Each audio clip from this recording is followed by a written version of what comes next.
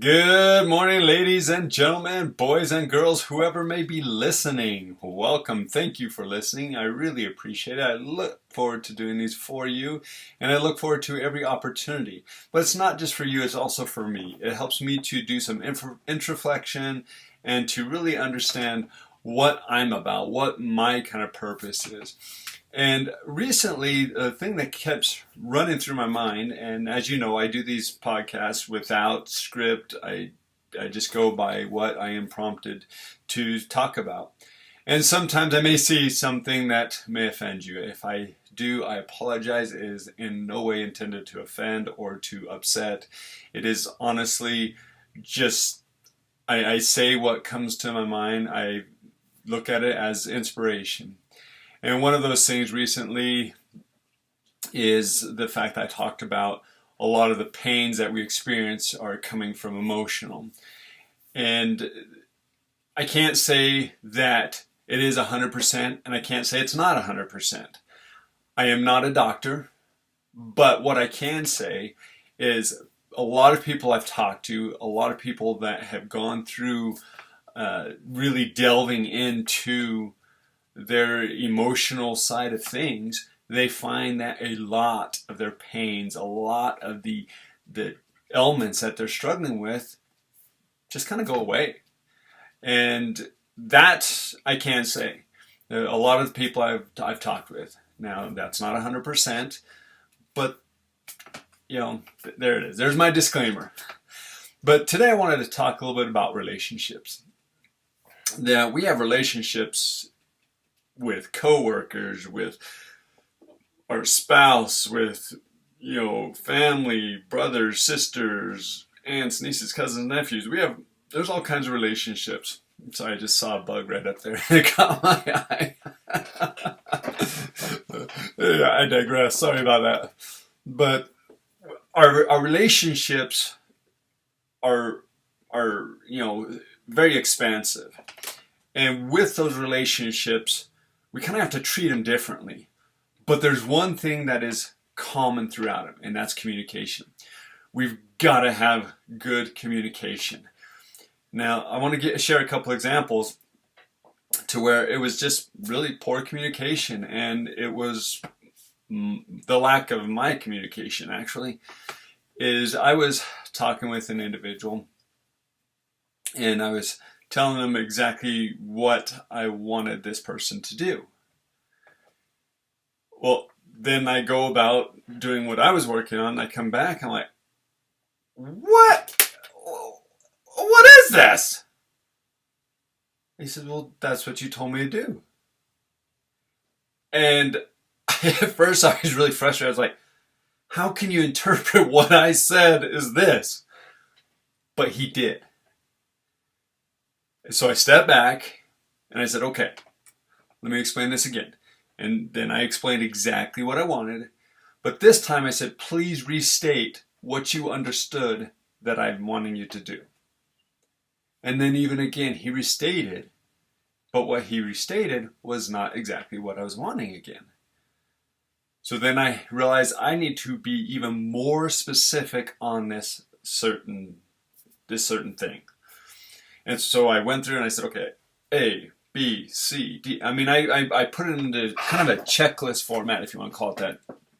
And as we went through, then I said, okay, now please restate what it is I want you to do. And they got it right. And that really helped me to realize just because what I think was clearly understandable, my English is a little off today. Something that I thought was clearly understandable was not. This individual totally understood it totally differently. And I've seen this analogy before where you describe you want this huge, nice, beautiful swing set. And we have a swing set, so I had to look out to remember what it's called. But you have this beautiful, nice swing set, has these solid columns and everything, just beautiful. And then the person then tells somebody else, who's, we'll say, is kind of like the manager, and then the manager tells the coworker who's actually going to be doing it. Well, by the time they get to the coworker, what was explained to them was basically just a log here, and a swing across it. Forget about it being stable or any of that. The communication is so vital. And that's on everything. That is absolutely on everything. I can't tell you how many times I've had to redo projects because I did not understand what the client was wanting, and I did not communicate it back to them exactly what my understanding was, to see if it was understanding what they were understanding. And that is vital across all aspects, whether it's with your spouse, with your mother, father, brothers, sisters, aunts, cousins, nieces, nephews, coworkers. It doesn't matter. We've got to be able to communicate better. And unfortunately, this device has made communication so much easier, but almost also so much less effective. We feel like if we send a text, we're done. We're good. And a lot of times we need the voice call. We need to actually write it out and send it to them and get a sign off. And whatever the method is that can help clarify is the way you need to do it. And that's going to be different for every person. Like for one individual, I could tell them and they understand me correctly. They understand just my thought process because either I've dealt with them long enough or we're on the same brain wavelength. Or it could be where I'm working with my child and I'm talking up here, but they're understanding down here. Well, if I'm talking up here, it's just going exactly that. It's going over their head, not even understanding it at all. And so when I get frustrated, I'm like, what are you doing? Well, I just started to attack. I started to be aggressive. Even though I wasn't intending to, but I was like, ah! Ah! They took it as attacking. And they took it that they thought they were doing proud. This is exactly what Daddy wanted. This is exactly what, I'm going to make Daddy happy. But it wasn't what I wanted, but it was what they understood. So then I have to step back and I say, okay, I'm sorry I yelled at you. And this is actually what I need you to do. Or this is what the proper way of handling the situation. And it's like, oh, okay. I'm sorry, Dad. I'm sorry. And it's okay. We all make mistakes. I apologize that I blew up at you. I really didn't mean to. And that takes me to the next part, and the next important part about relationships is admitting you're wrong. Stepping back and saying, I'm sorry. Stepping back and realizing that you're not always correct. And to recognize that you have a part in this same problem. That this problem is not just all your son or your spouse or your brother or your sister, or your coworkers or your boss.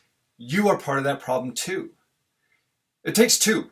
You can't communicate. Well, I guess you can communicate with yourself, but I mean, they lock you up for that stuff. But you've got to be able to communicate so that you can be understood and they understand exactly what you are understanding. And that goes with all the levels. Now, another important part of the relationships is trust. We've got to trust. I've got to know that when my wife goes out that door, that all's going to be well. I don't have to worry about her. I don't have to stress about anything she's going to do. And likewise for her to me, she needs to know that when I go out that door, that she doesn't have to worry about what I do. Or if I buy something or spending money, that for whatever reason, it was important to me. It was important to understand. Now, that doesn't mean she has to necessarily agree with it. I'm not talking about that. Because then she can come back and say, again, now here we go back to the communication, is, Tony, I understand that you obviously thought this was valuable. Can you tell me why? And then I could give this total valid explanation of why I bought this gadget or gizmo.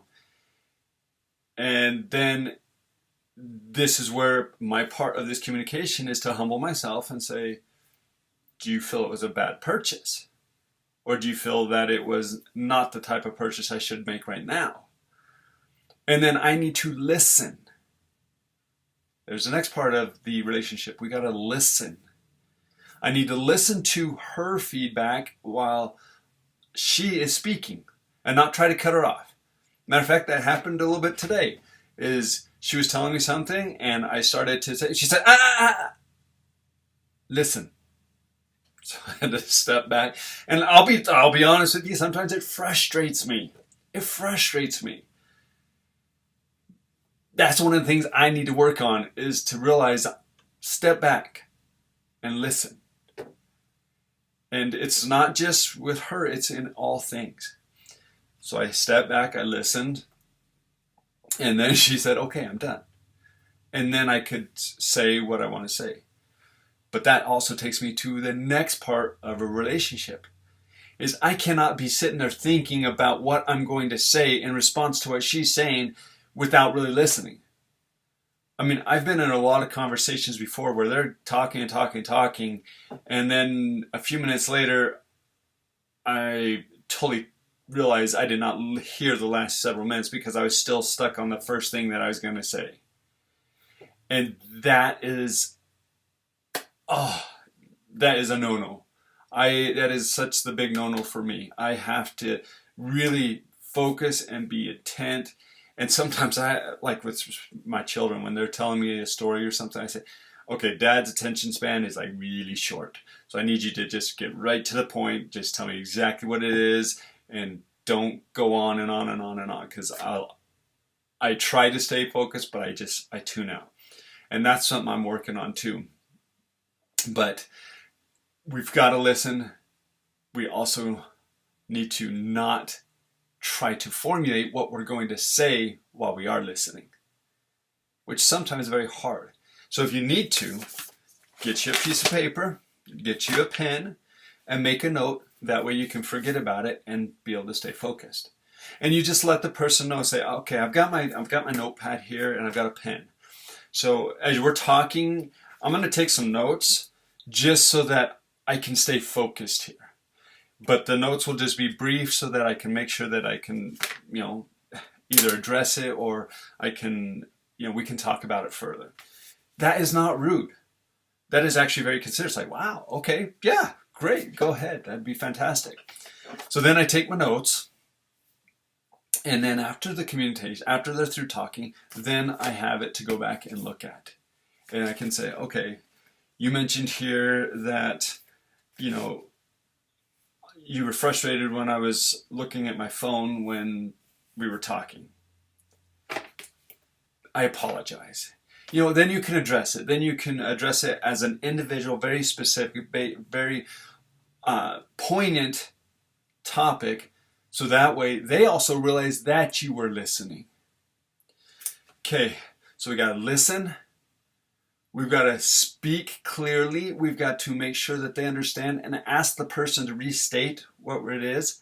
And this comes with all relationships. And then when we communicate, we need to communicate with love. We need to not attack like I was doing over here, where I was saying, no, what are you doing? To give an example of that is my son, Micah, my youngest son. I planted all kinds of in my garden. And this is one thing I'm working on, is helping my children realize how to do these different things. So I planted in my garden and I realized, oh, he sees me pulling the weeds. Well, he was so excited to help me. And what does he do? He goes out and he pulls all the plants that I had planted, all my cucumbers. Either he doesn't like cucumbers or he just thought they were weeds. But he pulls all the cucumbers out. And at first I was like, no, leave Micah, why'd you do that? But then I had to step back. And I have to admit, I kind of was like, Micah, what are you doing? And then that's when I had to step back and say, buddy, thank you for trying to help me. But these plants, these are the ones we want to grow. Let me go show you the ones that are okay to pull up. And so at first I attacked, which kind of hurt the relationship. But then I went back with love to say, hey, I'm sorry, but these, and then I explained the situation. And then I made sure he understood. Did you understand why we don't pull this? Yeah, because these are the ones we eat. Okay. Now that's not saying this might not happen again, but I still kept that relationship. I kept that love and connection there. Communication is vital. Communication is key on everything. The next thing, we can't be selfish. We cannot be selfish. Just because we want to do something does not mean that somebody else has to do that. Or if we want to leave, does not mean that somebody else has to leave. Or if we want to, sit in the car while they go into the store, does not mean that we should feel offended or upset. That's okay. Let them have the experience, whatever that experience is. If I go to my company Christmas party here, and my wife, we're in there and she decides to leave, well, she can tell me I'm leaving. Okay, goodbye. I could say, why are you leaving? Don't leave. But see, as soon as I do that, then it puts her in that awkward position to where if she just says, I'm going to leave, and then everybody says, why did she leave? I don't know, she just want to leave. She has her free agency. And I have my free agency. And you can't affect either of those. You've got to allow them. You've got to love and trust and let that go. And let them do what they want to do. And if you need to go, and if you get angry or something, you need to go cool off or something, then go do that. That's fine. But you can't affect the other people. You got to allow them their agency too. If they want to stay or if they want to go or if they want to, do jumping jacks, it doesn't matter. That's their choice. That's part of having a strong relationship. Now I'm going to go specifically regarding spouses. I love my wife. And we have conflicts here and there. Nothing like a lot of what I've heard other people having conflicts like the yelling and screaming and throwing things. That's just never been part of our relationship. Have I probably raised my voice at her? Yes. Has she raised her voice at me? Yes. But it's definitely not an ongoing thing. I would be willing to bet you could ask my children, they'd probably say maybe once or twice, and that's being honest. And the biggest thing is, one is, I don't let things bother me. And I encourage you to do the same thing. Don't let things, who cares if, she's mad at you because you squoze a toothpaste in the middle, or, just say, okay, I'll work on that. And then truly do try to work on that. But our relationships are so vitally important. We need them. And they need you. But we need to have those relationships built on love, trust, and respect. I hope you enjoyed this. I hope you share this. I hope you comment below. You don't have to agree with me. Even if it's a comment saying, I think you're up in the water. Whatever it is, that's fine. But I really do enjoy doing these. I enjoy each one every week. Actually, twice a week now. I really look forward to it. I look forward to talking with you and hearing your reaction. Have a great day. Rise up to the challenge. You are amazing. Don't forget it. Have a great day.